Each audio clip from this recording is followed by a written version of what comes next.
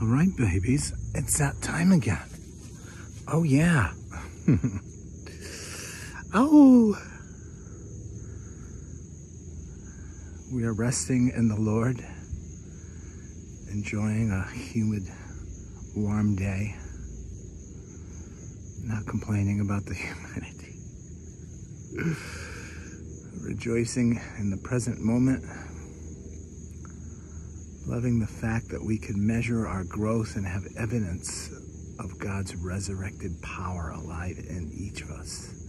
Oh, yeah, baby. In fact, as I usually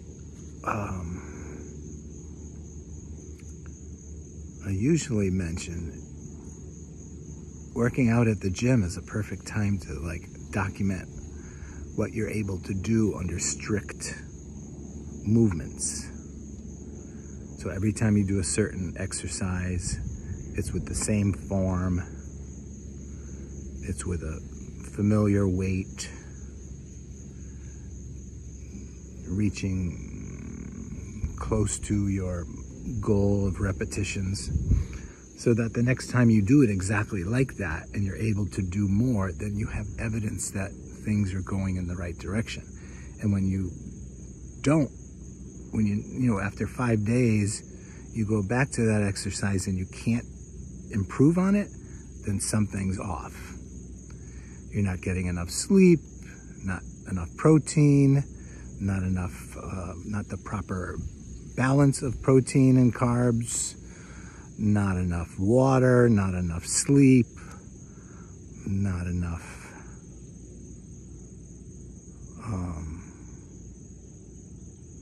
attention on your form, possibly. So in other words, what I'm saying, if you have controlled variables, then you should always have measurable growth. Oh yeah, baby. And you won't know really unless you're documenting it, because are you going to remember necessarily every time you do this exercise? It's like, oh, I don't remember how many reps I did on that.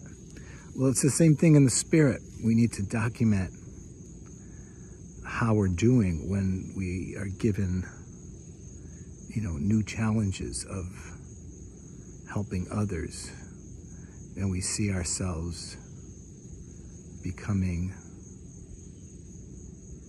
easily annoyed or preferably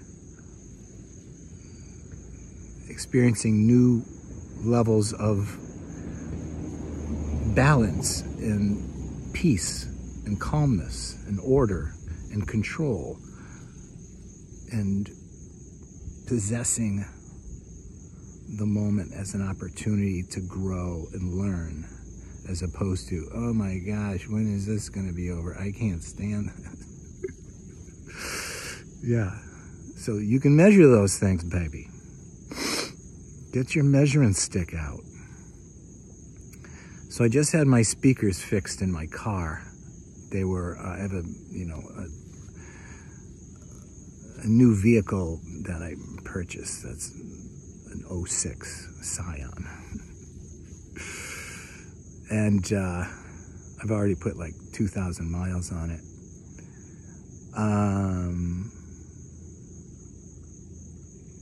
Yeah, is that right? Yeah, 2,000. So I had to get the speakers fixed because they were shorting out. I was listening to a song, I'd be really enjoying it. It sounds perfect. And then the bottom would drop out from the right side. And I'd be like, what? And then boom, it would be back and be like, okay, this is nice. And then as soon as it had re-entered, it would exit again. So I had that replaced, and I thought it was going to be a wire, but evidently the speaker needed to be replaced, and it sounds fine. So how can I relate that to spirituality? Well, God is forever fine-tuning this instrument of ours that we inhabit. Clearly, we are more than just this flesh, right? You look around at the beauty of the world, the the joy of living, of learning, of music, of travel, of laughter, of conversation. I mean, all that life can bring is just beautiful, and it's God's gift to us. But in order to transcend just this level of appreciating it and looking for something that's beyond what you can touch, taste, see, hold, smell, hear, then we have to be equally cognizant of that spiritual level that each of us has, and see if we can see examples of God working with us or giving us opportunities to grow in ways that we normally would avoid because it's unpleasant, it's a change, it's not who we are accustomed to being. And when we do that, then it's kind of like getting parts replaced, like me replacing the speaker in my car, so that when the right part is replaced after the proper diagnosis, then you have an entirely new experience, right? It's totally different to like go through a day of working with emotionally challenged kids, and instead of being, oh, I have another class, oh, when do I have a break time? When do we get to go home?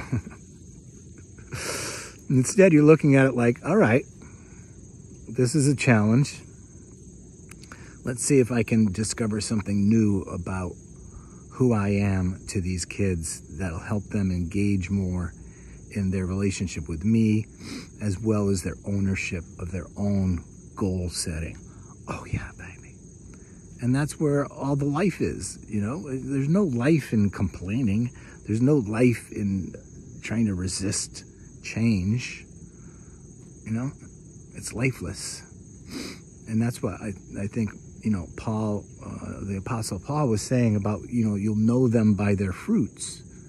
So people are observing me and they'd be like, you know, he's very flexible with such and such a student, or he has a good understanding of the complexity of why this kid is behaving the way they are, or he has a good sense of what to do with kids who have some skill deficits.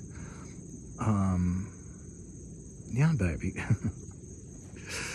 And that's where you have to rise to the occasion. It's like, I used to always think, like, I would say, you know, it's a failure of morality if you are able to do something to help someone else, but you choose not to do it. Not good.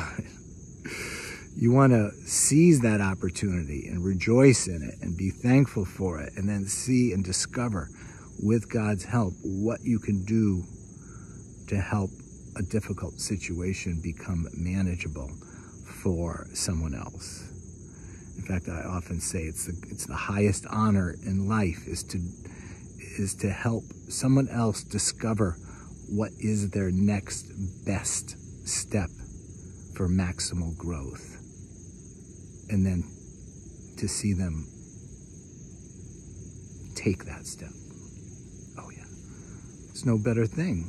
What else is there? You think of like Jesus's life, right? As he's like meeting different people with all different needs, huge crowds, and sometimes just one-on-one situations. What's he doing? He's looking for opportunity for them to take their next best step for optimal growth. Oh, yeah, baby. So there you have it, sweeties. The sun has disappeared. Of course. It's all good. I'm just happy to be with you. So, send me a comment. You guys are not commenting on my stuff. It's making me concerned. So let me know what you're thinking, and I'll try to address it.